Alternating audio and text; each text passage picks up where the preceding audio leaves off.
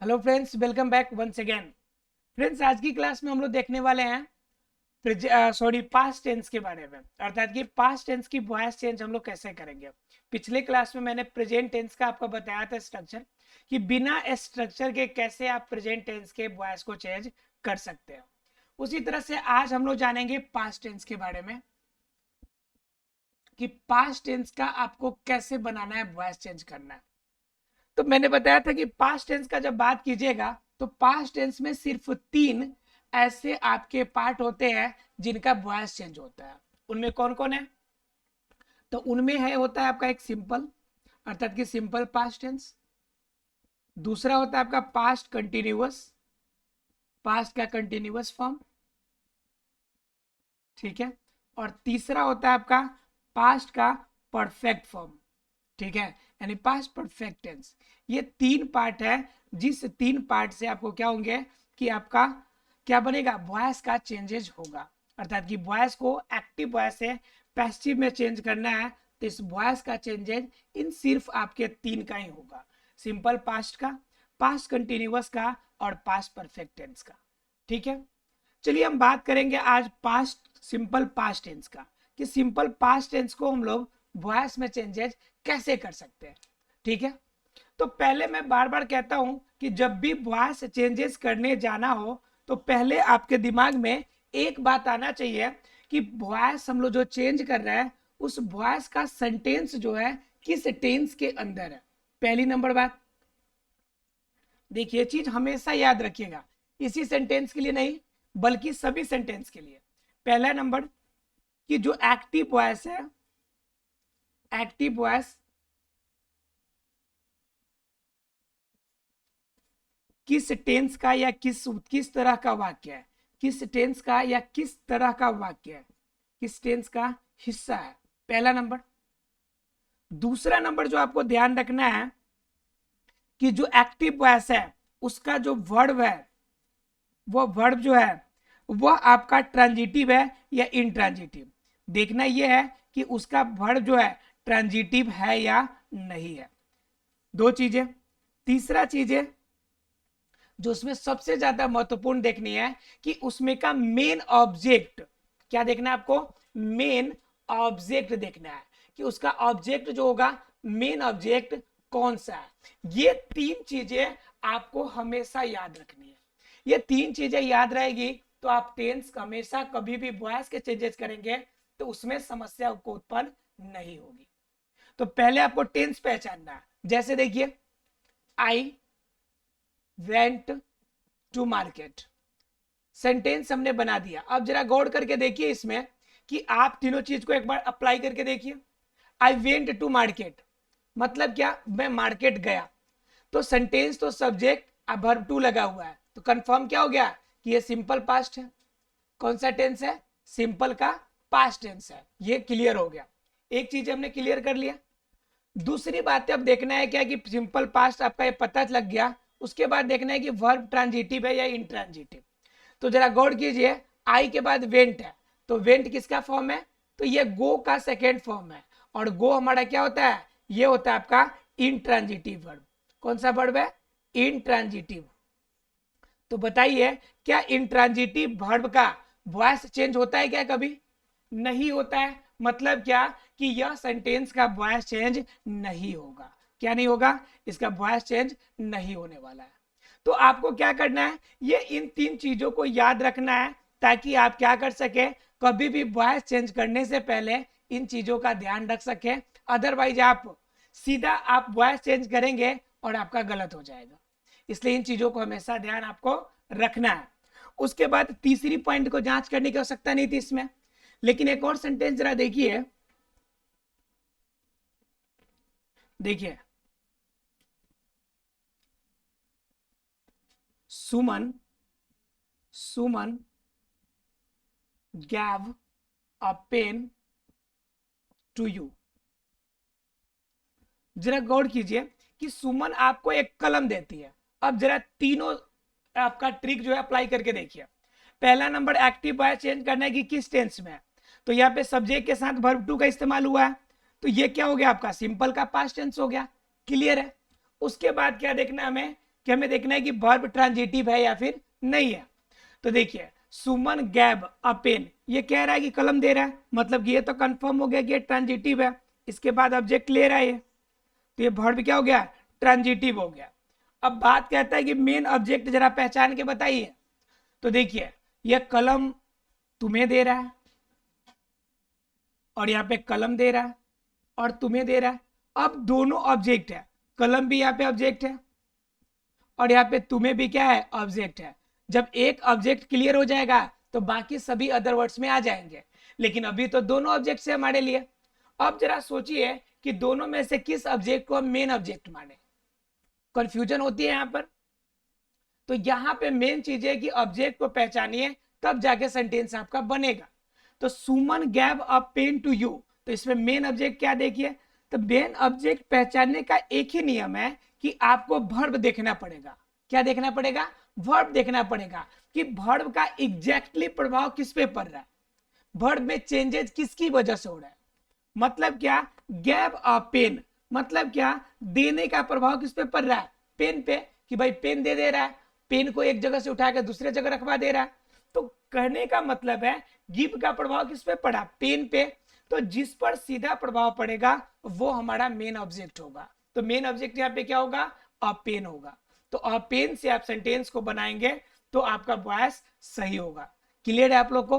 अर्थात कि इन तीन तरीकों से हमें पहले क्या करने पड़ेंगे, सेंटेंसेस पहचानने पड़ेंगे कि सेंटेंस कैसा है।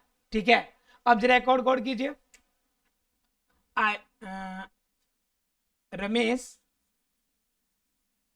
Ramesh bought a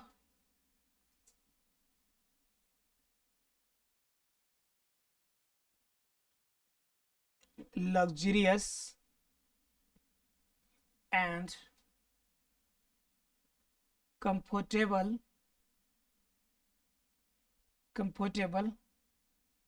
Fortuner car, right. जरा सेंटेंस को ध्यान से देखिए,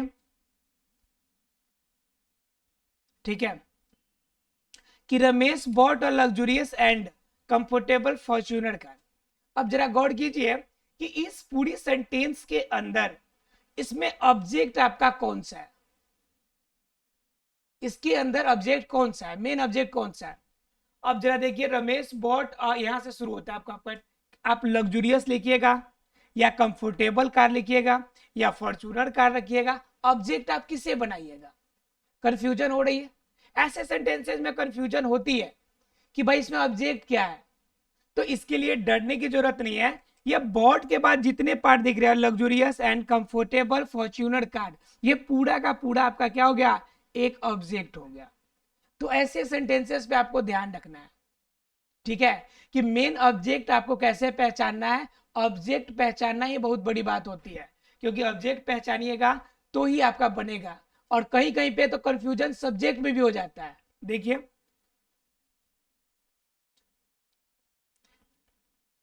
a bunch of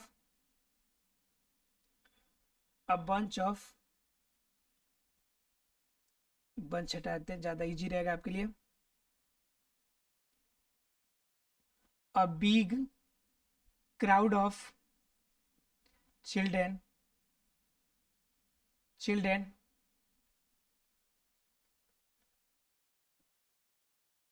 attacked on school।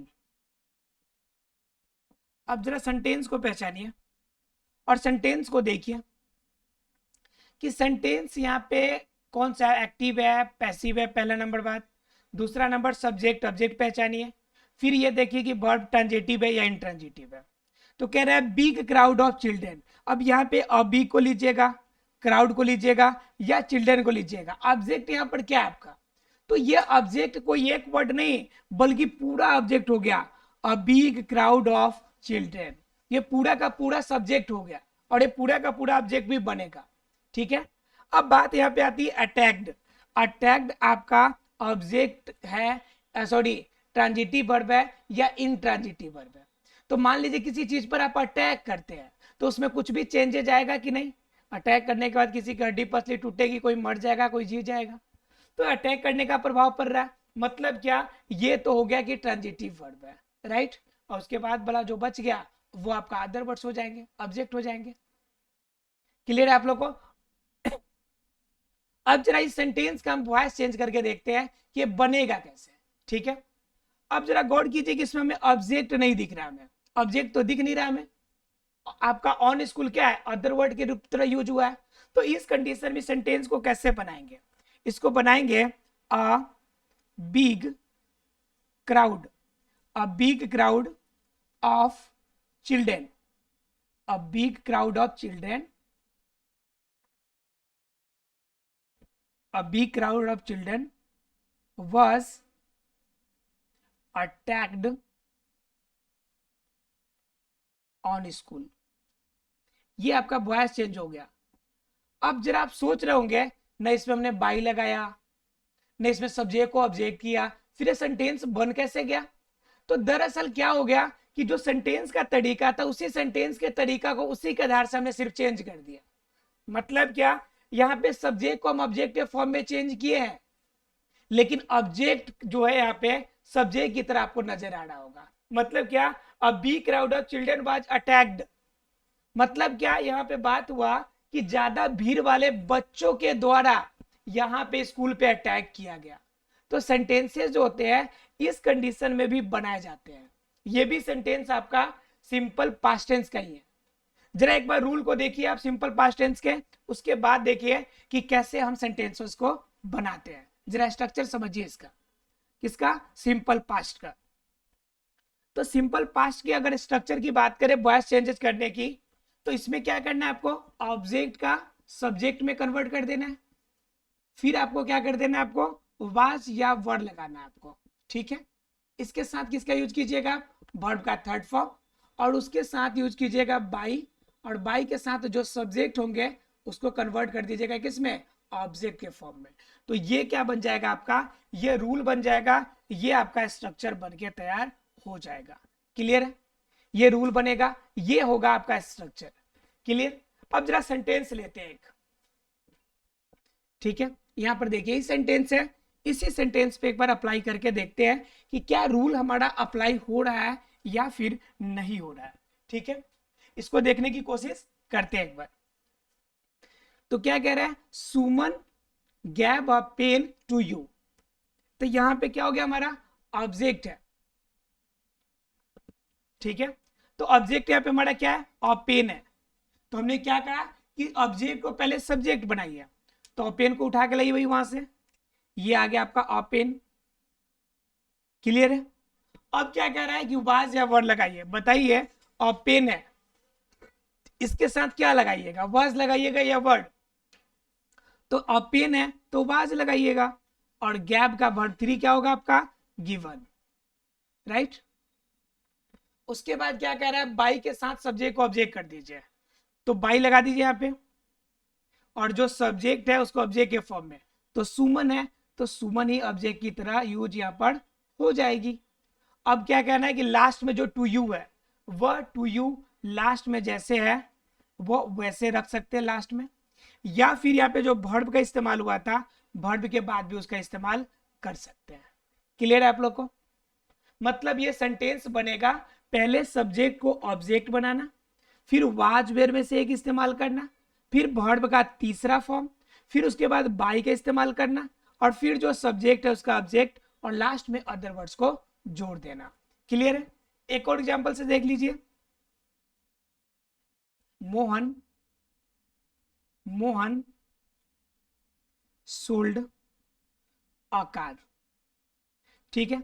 यहाँ पे ऑब्जेक्ट है आकार, तो आकार सब्जेक्ट आपका ऑब्जेक्ट है तो इसको सब्जेक्ट के रूप में ले आइएगा शुरू में, ठीक है।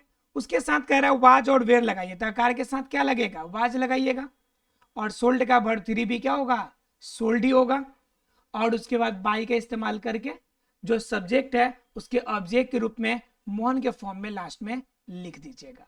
आशा है फ्रेंड्स कि आपको ये past tense, simple past tense के फॉर्मूले, स्ट्रक्चर और कैसे तैयार करने, कैसे पहचानने हैं, ये क्लियर हो गया होगा।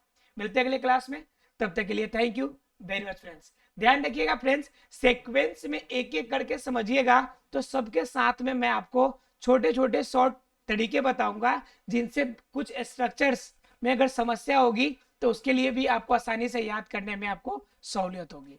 मिलते हैं अगले क्लास में, तब तक के लिए thank you very much friends.